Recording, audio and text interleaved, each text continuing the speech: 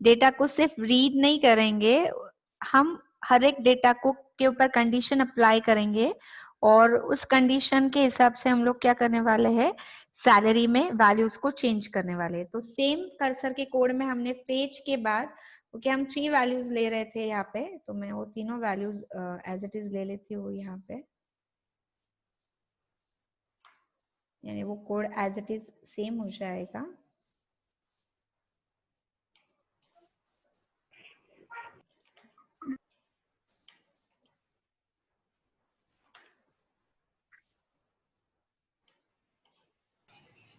Okay और यहाँ पे हमने क्या किया है, उसकी जो सैलरी की वैल्यू है उसको चेंज कर दिया है। ओके इसको मैंने कर्सर का नाम हम देते हैं सपोज CR2 नाम का प्रोसीजर हमने लिख दिया। अभी यहाँ पे मैंने कर्सर का नाम सेम रखा है। ये कोड रन होगा या नहीं होगा अगर मैं कर्सर का नाम, पहले के प्रोसीजर में भी कर्सर का नाम C1 था, ये वाला प्रोसीजर में भी कर्सर का नाम सेम रहेगा, तो ये वाला कोड रन होगा क्या या एरर देगा,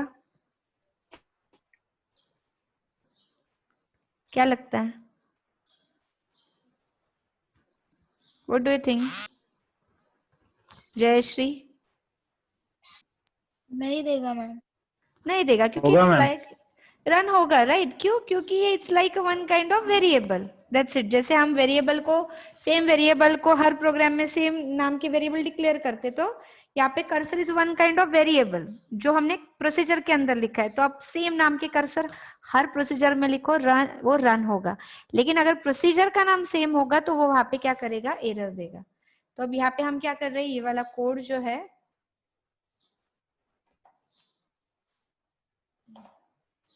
we will just run this code।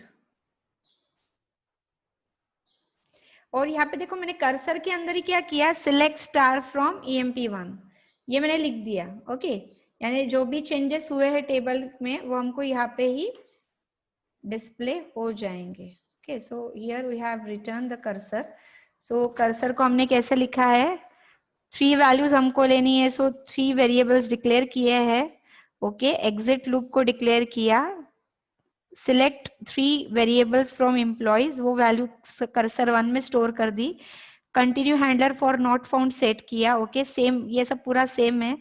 Cursor को ओपन किया, एक लूप लिया है मैंने, लूप का नाम E1 कर दिया। फिर कर्सर की वैल्यू जो है वो हमको फेच करनी है, तो फेच C1 किसके अंदर फेच करने वाले, हम ये वेरिएबल के अंदर फेच करेंगे। So fetch the C1 into this 3 variable. Okay उसके बाद मुझे कंडीशन जो अप्लाई करनी है वो सैलरी की वैल्यू के ऊपर करनी है। तो करंटली ये टेबल की जो सैलरी है, इस टेबल की सैलरी हमने स्टोर की है SAL1 के अंदर। इसके लिए हम इफ कंडीशन भी लगाएंगे SAL1 के ऊपर। If the value of SALary1 is greater than 45,000 then update EMP set salary equal to SAL1 plus 5,000 where employee ID equal to employee ID 1। Okay तो हर एक रो, फर्स्ट रो की वैल्यू लेगा वो cursor में से, उस रो में जो एम्प्लॉय आईडी की वैल्यू है वो टेबल में चेक करेगा वो एम्प्लॉय आईडी है क्या है, तो उसकी जो भी सैलरी रहेगी जो हमने रीड की होगी उस सैलरी में 5,000 इंक्रीज करेगा और अपडेटेड वैल्यू वापस सैलरी में स्टोर करेगा। सेकेंड एल्स में भी हमने सेम क्वेरी लिखा है, instead of 5,000 only we have puted here 1,000 then end if, then after that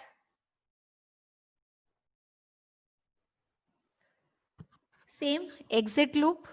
अगर एग्जिट लूप की वैल्यू ट्रू हो गई मतलब डेटा फाउंड नहीं हुआ, कर्सर को क्लोज करो, जो लूप है लूप का नाम E1 है उसको लीव करो, एंड इफ करो।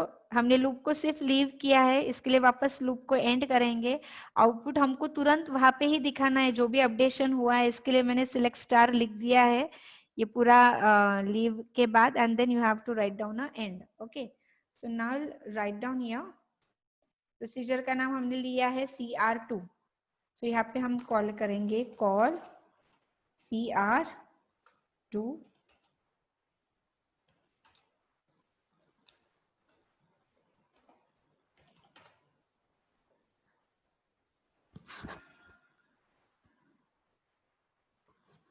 Okay okay select star EMP1 हो गया है वहां पे, जो हमको EMP करना था इसके लिए। यस यस हमको वापस ठीक है, प्रोसीजर ड्रॉप करने के बजाय प्रोसीजर का नाम इसमें जाके चेंज करते हैं, सिलेक्ट स्टार फ्रॉम ईएमपी करते हैं यहाँ पे, एंड यहाँ पे नाम देते हैं CR3।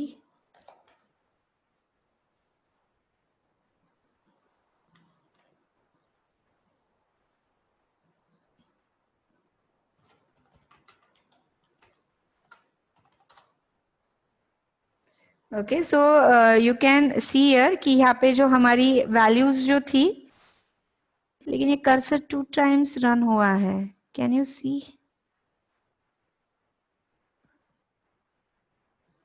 फर्स्ट स्टार्टिंग की जो वैल्यूज थी 2 टाइम्स हमारा कर्सर देखो 2 बार रन हो गया ना, यहाँ पे भी हमने एक बार रन किया उसको, ओके और यहाँ पे भी हमारा और एक बार रन हो गया CR2 और CR3 में। इसके लिए जहाँ पे 1000 इंक्रीज होना चाहिए था वहां पे 1000 2 बार इंक्रीज हो गया, और जहाँ पे 5000 एक ही बार इंक्रीज होना चाहिए था वहां पे 5000 2 टाइम इंक्रीज हुआ। इसके लिए जहाँ पे 90,000 था वहां पे 1 लाख दिखेगा, जहाँ पे 5000 है वहां पे आपको क्या वैल्यू दिखेगी? 7000 दिखेगी। ओके, अभी आप हम वापस एक बार रन करते हैं तो आपको समझ में आएगा। अभी ये करंट वैल्यू है आपके टेबल की, हम वापस कर्सर को रन करते हैं, जैसे इसके बाद 7000 का 8000 होना चाहिए, और सपोज 51,000 है तो उसका क्या होना चाहिए? 56,000 होना चाहिए। ओके, तो हम वापस इसको प्रोसीजर को रन करते हैं। सो यहाँ पे जाके हमने वापस प्रोसीजर को एक बार रन किया, and now you can check कि प्रोसीजर रन होने के बाद हमारी सैलरी जो है यहाँ पे जिसकी 51 थी वो हो गई है 56, क्योंकि 45,000 के ऊपर थी, और जिसकी 10,000 थी वो क्या हो गई है? 11,000 हो गई है। So on the condition basis you can make a updation. Simple query जो है उस क्वेरी में हम अपडेशन ऐसे इफ एंड एल्स लूप लगा के नहीं लिख सकते। ओके, सो आपको जब आपके पास ऐसा कोई स्टेट चीज है जो आपको परफॉर्म करना है टेबल पे, लेकिन जिसपे कंडीशन अप्लाई करना है, और loop by loop 1 by 1 row के ऊपर वो कंडीशन अप्लाई होना चाहिए, so that time you have to go with a cursor. Okay, this is a simple second example. अभी अगर यही चीज को देखो, ये पूरे पूरे रो के ऊपर मतलब पूरे टेबल के ऊपर ये कर्सर परफॉर्म हुआ है, मुझे ऐसा चाहिए कि ये प्रोसीजर में जिसका एम्प्लॉय आईडी में पास करूं सिर्फ उसका ही सैलरी उसने इंक्रीज करना चाहिए। ओके, तो सेम कोड में मुझे क्या चेंज करना पड़ेगा यहाँ पे जाके? मैम पैरामीटर देना पड़ेगा। यस, यहाँ पे मुझे क्या पैरामीटर देना पड़ेगा? नेम। हाँ, अगर मैं EID ले रही हूँ तो मुझे क्या लिखना पड़ेगा यहाँ पे? सपोज मैंने लिख दिया EID2, यहाँ पे लिख दिया मैंने इंटीजर। ओके, और यहाँ पे मुझे उसको डिक्लेयर करने की जरूरत नहीं है क्योंकि मैंने उसको यहाँ पे डिक्लेयर कर दिया है। And what you have to make change कि जब आप डिक्लेयर कर रहे हो कर्सर, यहाँ पे जाके आपको लिखना पड़ेगा where EID equal to EID2, मतलब रन टाइम जो भी वैल्यू यूजर ने पास की होगी उस वैल्यू को मैच करने वाली जो रो है बस उतनी ही वैल्यू रीड करो, वही वैल्यू आप कहाँ पे स्टोर करो? कर्सर में, और उसके ऊपर ही क्या करो? ये वाला अपडेशन परफॉर्म करो। बट जब आपको किसी एक ही चीज पे करना है तो आपको कर्सर डिक्लेयर करने की जरूरत है क्या वो टाइम पे? नहीं, विदाउट कर्सर भी आप इफ एल्स लगा सकते हो। तो जनरली कर्सर तभी यूज करना है जब आपका क्या होगा, एक से ज्यादा रो के ऊपर आपको कोई चीज परफॉर्म करना रहेगा। Now let's start with your university assignment. जो यूनिवर्सिटी से आई हुई असाइनमेंट है उसके ऊपर कॉन्सेंट्रेट करते हैं। किसी को कुछ क्वेश्चन पूछना है क्या तो पूछ सकते हैं, नहीं तो फिर हम हमारा एक्चुअल असाइनमेंट के ऊपर जाते हैं।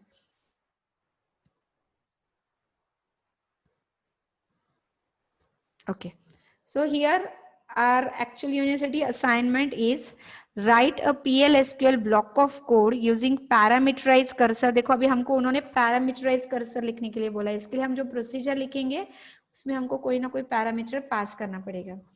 That will merge the data available in newly created table N roll call with the data available in the table O roll call, that is old roll call and new roll call. If the data in the first table matlab N roll call is already exist in the second table, then that data should be skipped. Okay, अभी मैं आपको समझाती हूँ exactly ये assignment क्या है। इसमें उन्होंने बोला है you have to create a 2 table, 2 table दिए होंगे, एक न्यू रोल कॉल लिस्ट, एक है old roll call list. Okay और हमको क्या करना है कि सारी के सारी दोनों टेबल की रोज जो है वो एक साथ मर्ज करनी है, मतलब ओल्ड रोल कॉल और न्यू रोल कॉल ये एक ही जगह पे आना चाहिए। जैसे अगर हम बोलेंगे कि न्यू रोल कॉल में ही सब वैल्यूज आ जानी चाहिए, ओल्ड की प्लस न्यू की, लेकिन अगर कोई रोल नंबर जो ऑलरेडी न्यू में है, एडेड है और ओल्ड में भी है, तो उसने वो वैल्यू स्किप कर देनी चाहिए, रिपीट नहीं करनी चाहिए। ओके जैसे एग्जांपल लो कि अगर हमारा जैसे टेबल है यहाँ पे,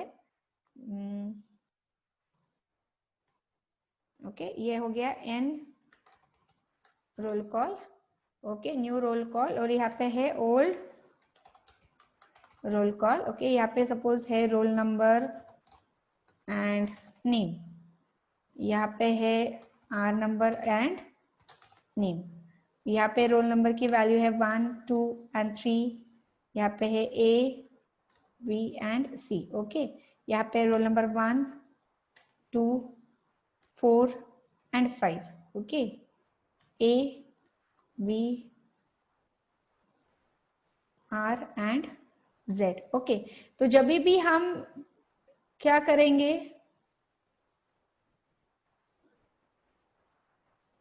ऐसा प्रोसीजर लिखना है जिससे हमारा एन रोल कॉल में दोनों टेबल की मर्ज्ड वैल्यू आनी चाहिए। लेकिन जब ये मर्ज करेगा तो उसने क्या चेक करना चाहिए, हमारे प्रोसीजर ने फर्स्ट वैल्यू चेक करेगा ओल्ड रोल कॉल की, कि फर्स्ट रोल नंबर ये इस टेबल में अवेलेबल है क्या है, तो ये उसको उस टेबल में ऐड नहीं करेगा। Okay second value roll number 2 इस टेबल में अवेलेबल है क्या है, तो इसको वो ऐड नहीं करेगा। ओके नेक्स्ट वैल्यू लिया 4, 4 अवेलेबल है क्या यहाँ पे, नहीं, तो ये इसको यहाँ से उठा के कहाँ पे डाल देगा, तुम्हारे न्यू रोल कॉल में डाल देगा। अगेन नेक्स्ट वैल्यू लेगा, चेक करेगा कि ओल्ड में है न्यू में अवेलेबल है क्या, नहीं है, नहीं है तो यहाँ से निकालेगा और यहाँ पे पुट कर देगा।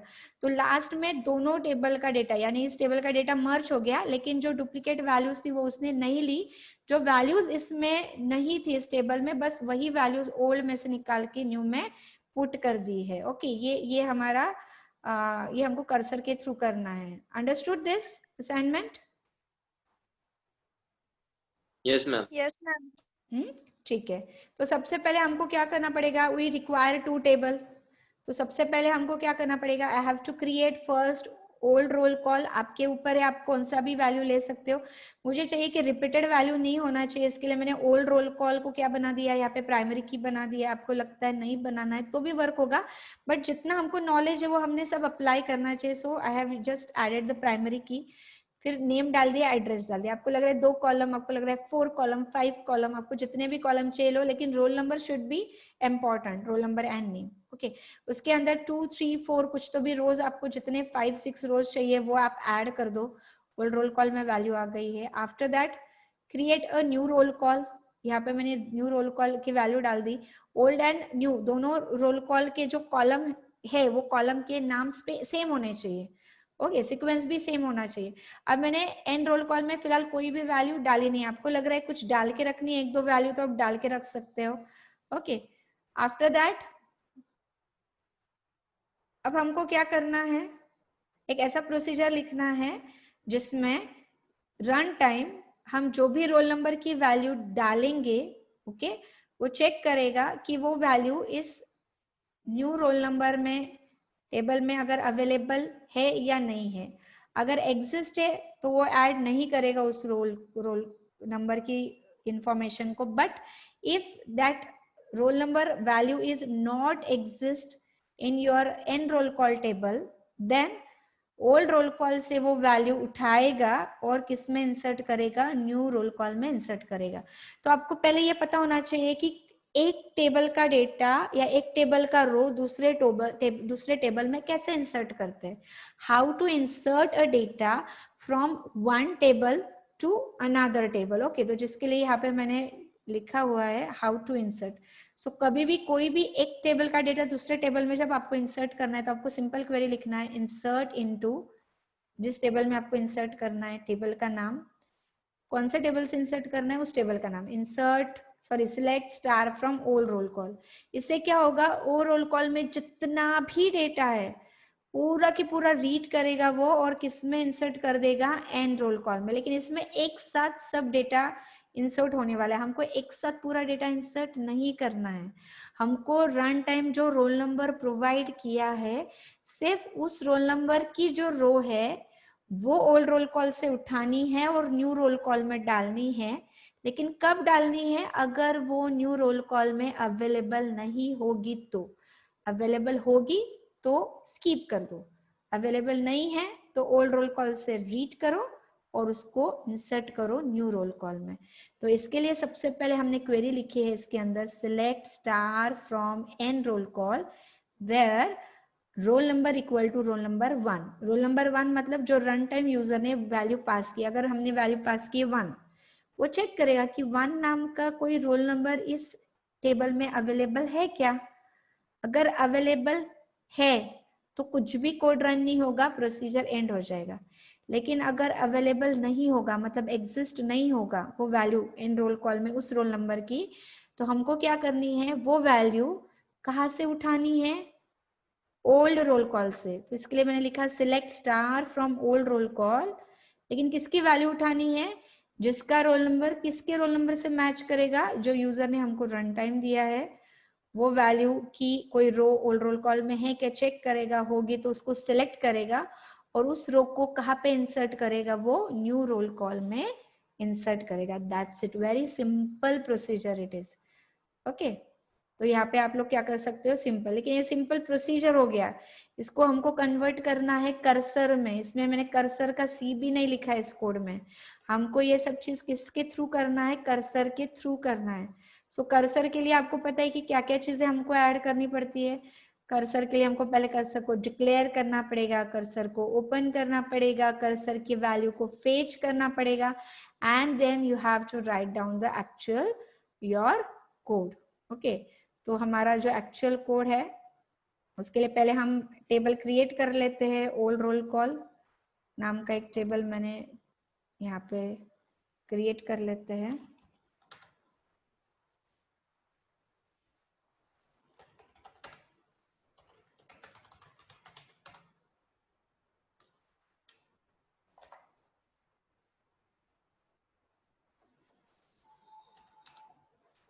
सो ओल्ड रोल कॉल का टेबल मैंने क्रिएट कर लिया with 3 columns, role number, name and address. Okay, then second table I have created n roll call with the same attribute list. Okay, same चीजें हमने यहाँ पे यूज की है, मतलब रोल नंबर सब सेम है, खाली ओ के बजाय n रोल कॉल हमने क्रिएट किया। अब ओ रोल कॉल में आप 4 to 5 रोज क्या कर दो, इंसर्ट कर दो। सो मैंने इंसर्ट का क्वेरी लिख दिया है यहाँ पे। ओके, जिससे हमने roll call, old roll call के अंदर हमने 1, रोल नंबर 2, 3, 4, 5 के लिए वैल्यू स्टोर की है। अगर आप देखोगे, I am using select star from O underscore roll call. Okay, so 5 rows I have inserted. तो प्रोसीजर, कर्सर लिखने के पहले 2 टेबल बनाए और ओल्ड रोल कॉल ये टेबल में मैंने कुछ रोज जो है वो इंसर्ट कर दिए। If I am using select star from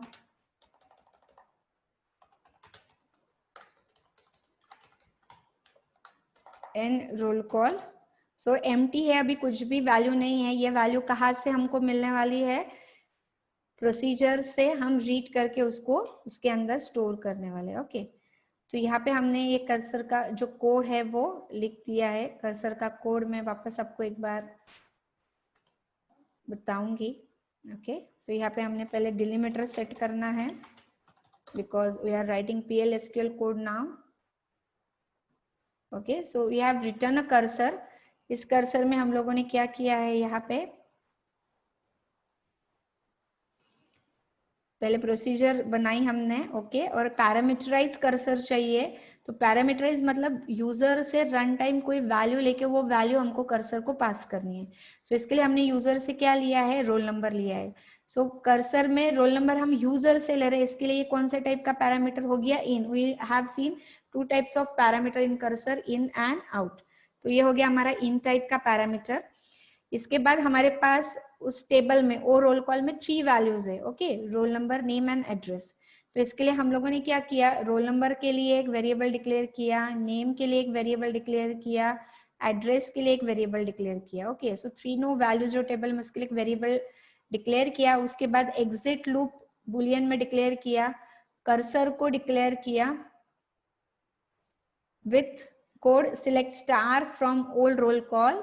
लेकिन कौन सा रो हमको सिलेक्ट करना है, सबका सब टेबल सिलेक्ट करना है कि नहीं, जिसका रोल नंबर हमको रन टाइम मिला है उसका ही रो सिलेक्ट करके कर्सर में डालना है। इसके लिए हमने लिखा है select star from old roll call where old roll call में रोल नंबर की वैल्यू किससे मैच होनी चाहिए, रन टाइम यूजर ने जो रोल नंबर दिया है उससे। After that declare continue handler for not found set exit loop true. Okay, तो यहाँ पे ये पूरा डिक्लेरेशन का पार्ट हमारा क्या हो गया, एंड हो गया है।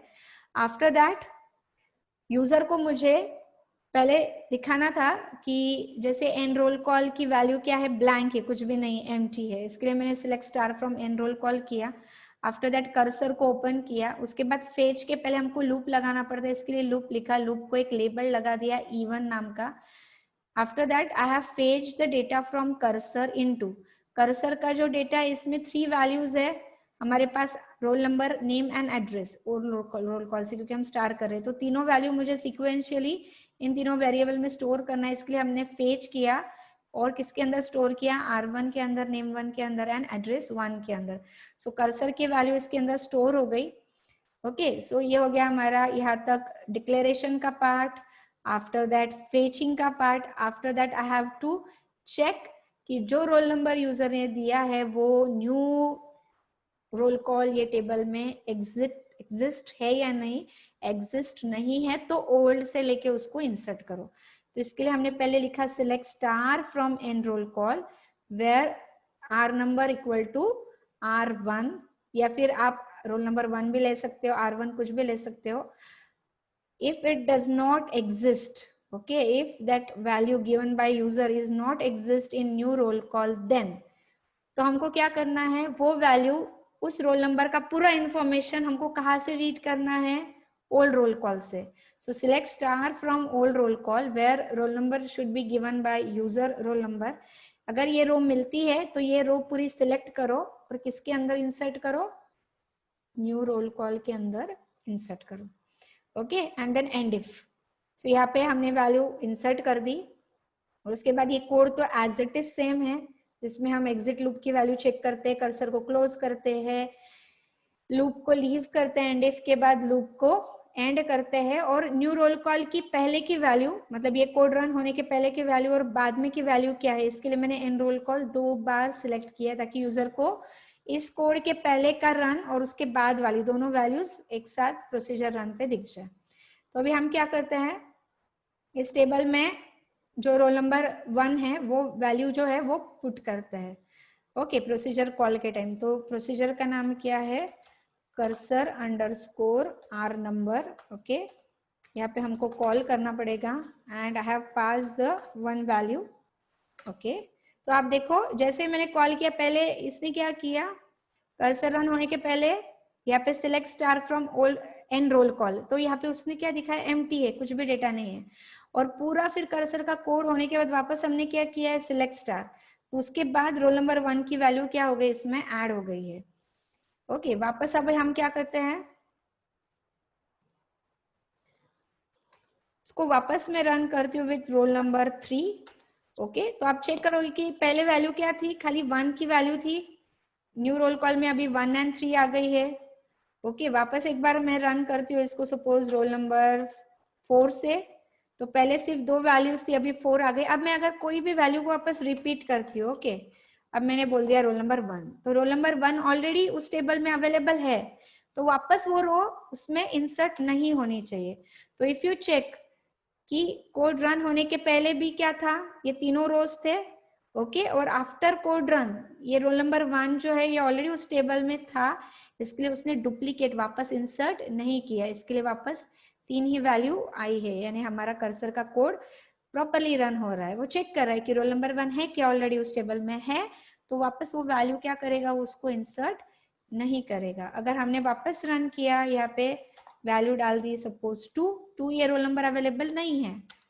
सो पहले उसने चेक किया, ओके रोल नंबर 2 अवेलेबल नहीं है, इसके लिए उसने रोल नंबर 2 की वैल्यू क्या की, इसमें insert कर दी. So likewise, if it is not available, it is going to insert it. If it is available, it is not going to insert that record in a new roll call. Okay, I hope you understood this code and how to run that code. If you have any queries, you can ask. For MongoDB, you just go on your YouTube.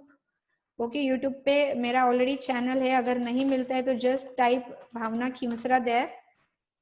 आप जैसे ही वहां पे जाओगे तो वहां पे आपको playlist दिखेगा. प्लेलिस्ट में जाके DBMSL के जो है वहां पे क्लिक करो और उसमें मैंने दो नए वीडियोस छोटे छोटे डाले हैं.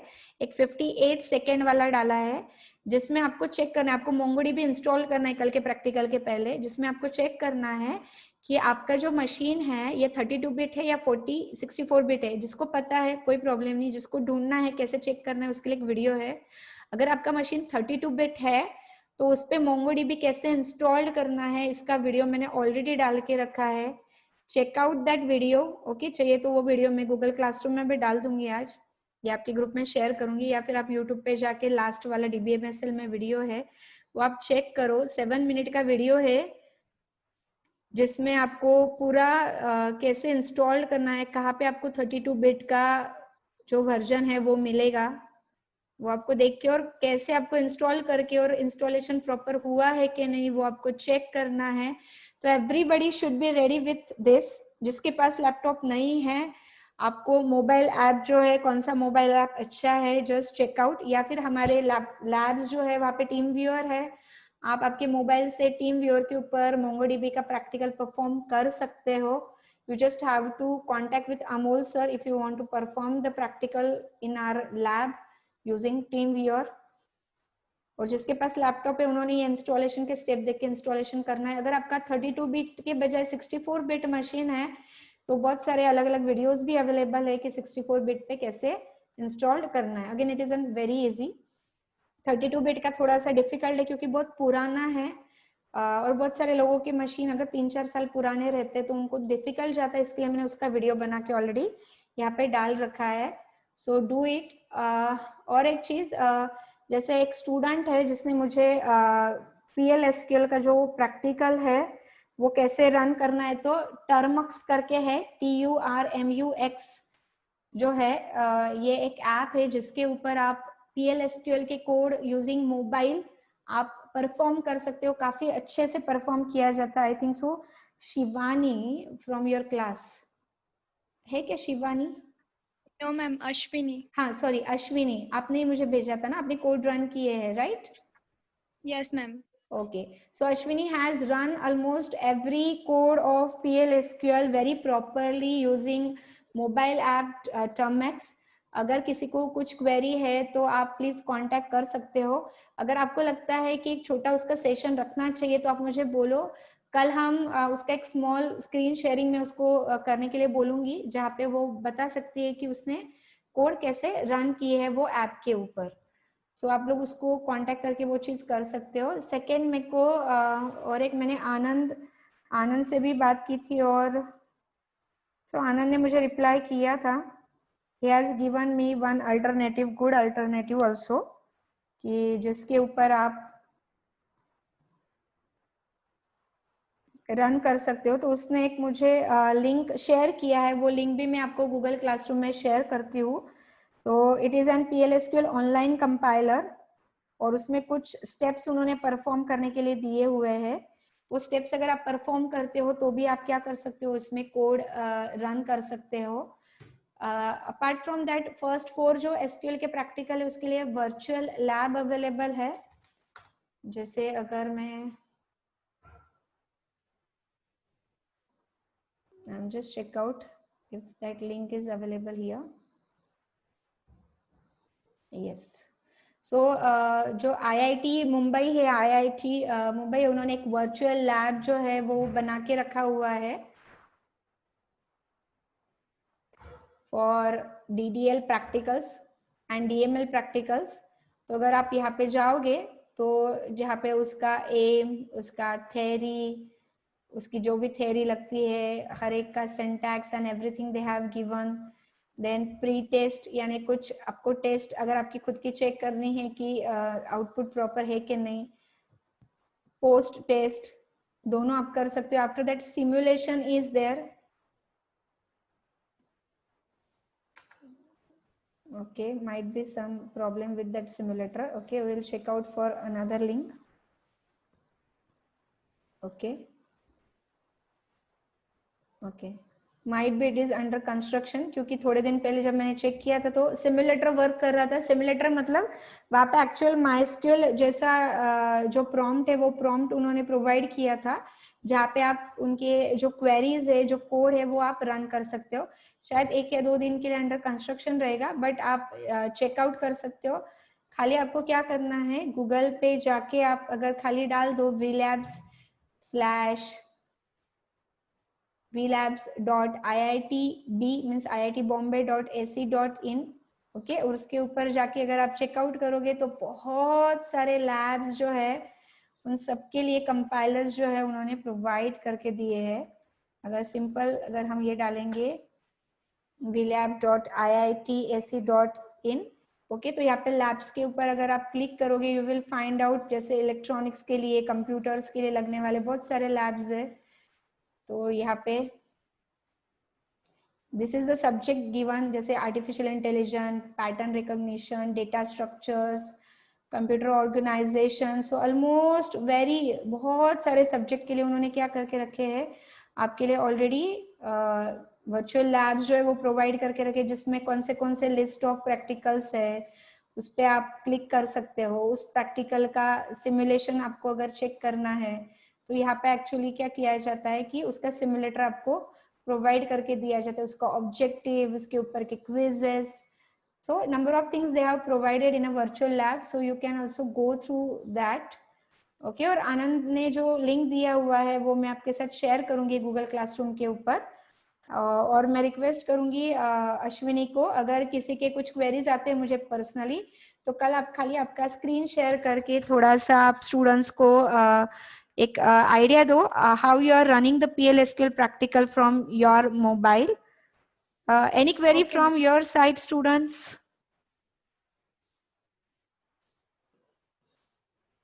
no, ma'am. If no query, I will just end the session. End करूँ session. आज हमारे फर्स्ट 8 प्रैक्टिकल खत्म हो गए. कल से हम MongoDB के लिए स्टार्ट करने वाले, which is completely different than SQL. बहुत ज्यादा डिफरेंट है और मैं चाहूंगी कि सबकी मशीन पे MongoDB इंस्टॉल्ड होना चाहिए. कल से आपको प्रैक्टिस स्टार्ट करना पड़ेगा क्योंकि बहुत कंफ्यूज हो जाओगे. SQL is different, PLSQL is different, MongoDB is completely different. तो बहुत सारे सिंटैक्स है. जिस दिन मैं मेरा सेशन खत्म करती हूँ तुरंत उस दिन या उसके अगले दिन आप प्रैक्टिस करो तो आपको समझ में आएगा. और डेटाबेस हमेशा लगता है आप जब BA में प्रोजेक्ट करते हो, so for every project you require a database and all these queries you should understand very well to create your project. तो इसके लिए इसकी practice is must, you do it. कुछ भी क्वेरीज है आप पर्सनली मुझे पिंग करो, आप पूछ सकते हो स्क्रीनशॉट डाल के. कुछ भी प्रॉब्लम है तो I will try to solve everything from my side. Thank you so much.